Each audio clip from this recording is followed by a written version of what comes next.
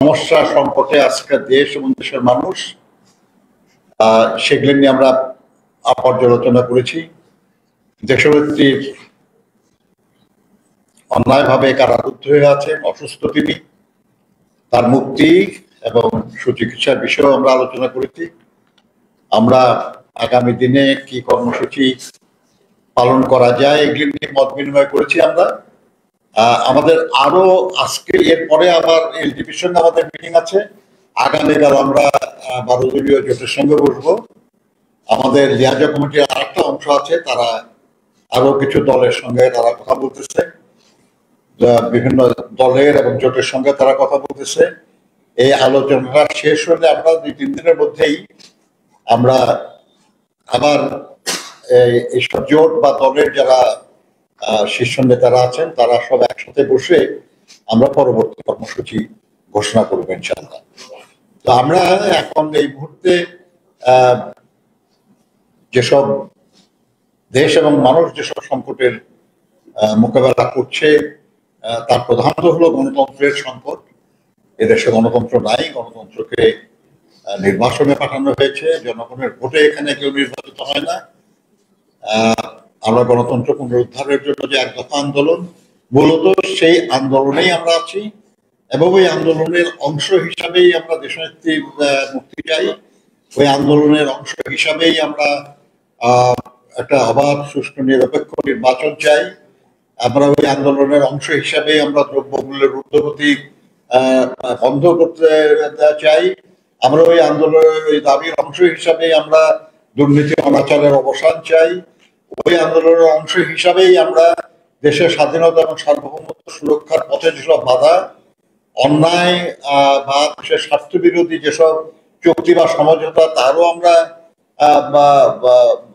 এটা বাতিল চাই বা তার সে ব্যাপারে আমাদের বক্তব্য আছে। এই নিয়ে এগুলি নিয়ে আমরা মূলত কথা বলেছি। বাট এনিওয়ে, আমার মনে হয় এই ব্যাপারে লেবার পার্টির প্রধান ডাক্তার মুস্তাফিজুর রহমান ইরান সাহেবকে আমি কিছু বলার জন্য অনুরোধ করছি।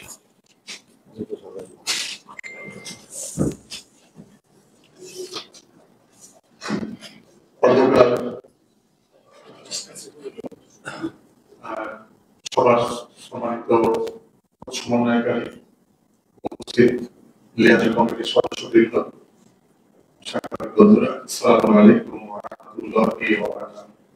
আপনারা জানেন যে দেশ চরম ক্রান্তিকাল অতিক্রম করছে। আমরা দীর্ঘদিন যাবৎ বিএনপির নেতৃত্বে গণতন্ত্র, ভোটাধিকার, আইনের শাসন প্রতিষ্ঠার জন্য রাজপথে লড়াই সংগ্রাম করছি। আমরা বিগত আন্দোলনগুলো এবং নির্বাচন সবগুলোকে মাথায় রেখে আগামী দিনে যে আন্দোলন হবে সেটাকে আমরা একটা পরিকল্পনায় কিভাবে আমরা করতে পারি এই বিষয়গুলো নিয়ে আমাদের ভিতরে আলোচনা হয়েছে। এবং ইনশাআল্লাহ আমরা আশা করি মানুষের যে প্রধান সমস্যা গণতন্ত্রের সংকট, এবং এটাকে আমরা এভাবে মনে করি যে খালেদা জিয়ার মুক্তি এবং জনগণের মুক্তি, এই দুইটা মুক্তির জন্য আমাদের লড়াই।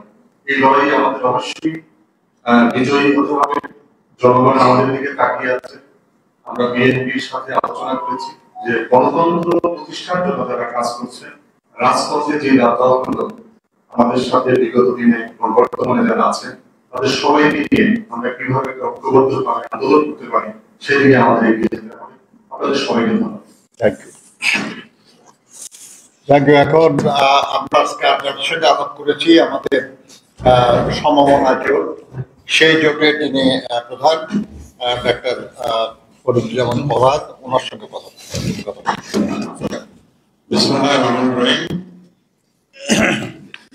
আজকে অনুষ্ঠান আমরা আলোচনা করলাম এবং আমাদের সমমনা জোটের প্রধান সমন্বয়ক বিএনপি স্থায়ী সদস্য ইসলাম খান সহ নেতৃবৃন্দ ছিলেন, আমাদের সমন্বয় জোটের সদস্য ছিলেন, উপস্থিত সুধীবৃন্দ। মেনলি আলোচনা আমরা করেছি এই সরকার দুর্নীতিগ্রস্ত সরকার। যেমন যা ইতিমধ্যে আপনারা দেখছেন, জেনারেল আজিজকে দেখেছেন, জেনারেল দেখেছেন, আর্মি পুলিশের বেনজিরকে দেখেছেন, সর্বশেষ একজন পিএসসি ড্রাইভারের অবস্থা দেখেছেন।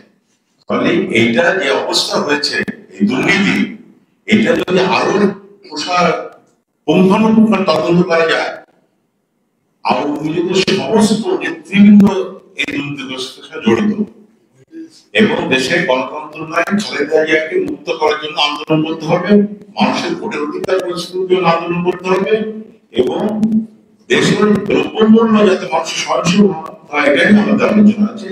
এইটা আমরা কিভাবে আন্দোলনটাকে কঠিন থেকে কঠিনতর করা যাবে সেটা নিয়ে আলোচনা হয়েছে এবং অবশ্যই আমরা আশা করছি সবার সাথে আলোচনা করে বিএনপি একটা নির্দিষ্ট কর্মসূচি দেবে এবং সেই কর্মসূচি আপনারা খুব তাড়াতাড়ি দেখতে পাবেন। সবাই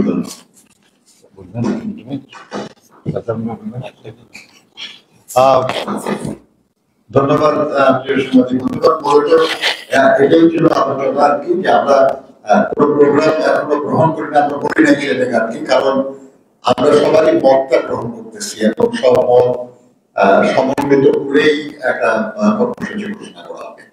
তো সেই জন্য আমরা আপনাদেরকে অনুরোধ করবো যে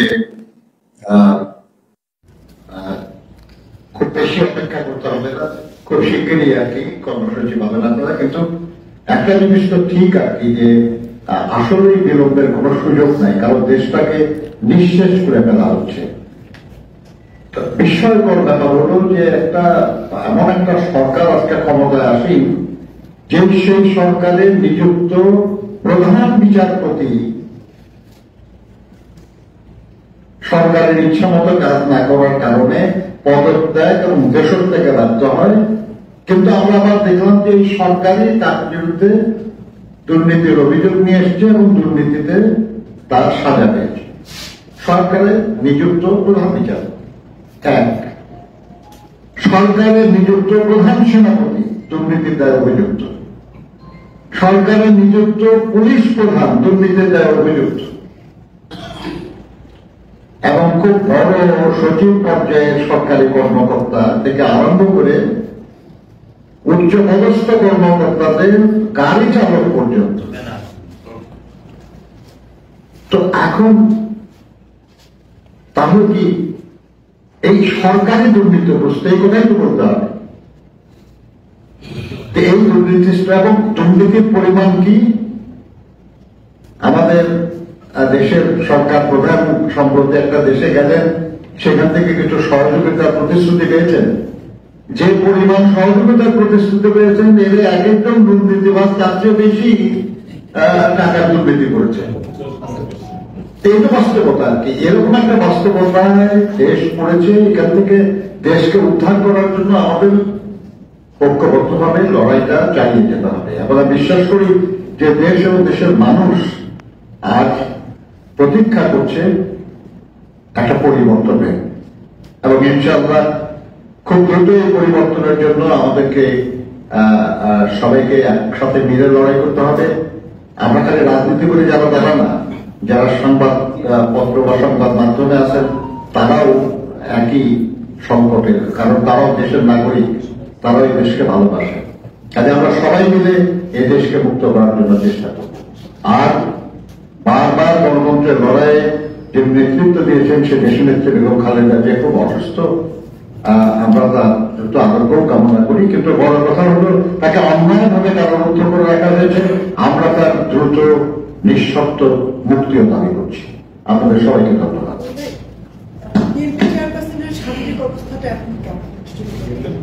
আপনার নিশ্চয়ই উনি এখনো হাসপাতালে ভর্তি, কিন্তু আপনার বুঝতেই হবে যে তার শারীরিক অবস্থা ভালো না, উনি অসুস্থ। কিন্তু তার যারা চিকিৎসক তারা বারবার এই কথা বলছে যে তারা তার নানা উপসর্গ যেসব রোগের সেগুলো কমানোর জন্য চেষ্টা করছেন, কিন্তু তাদের মূল চিকিৎসা সেটা এখানে সম্ভব না। সেটা একটা মাল্টিডিসিপ্লিন অ্যাডভান্স মেডিকেল সেন্টার ছাড়া সম্ভব না, এবং সেটা আমাদের দেশে নাই। সেজন্য আমরা বারবার বলেছিলাম যে তাকে দেশে বাইরে চিকিৎসার জন্য সুযোগ দেওয়া হোক, কিন্তু সরকার নানা অপযুক্তি দিয়ে সেটাকে রোধ করে রেখেছে। তো আমরা তার মুক্তি চাই। উনি মুক্ত হতে পারলে তিনি যে কোনো জায়গায় চিকিৎসা করতে পারবেন। সেজন্য আমাদের এখন মূল দাবি হলো তার মুক্তি। আপনাদের ধন্যবাদ।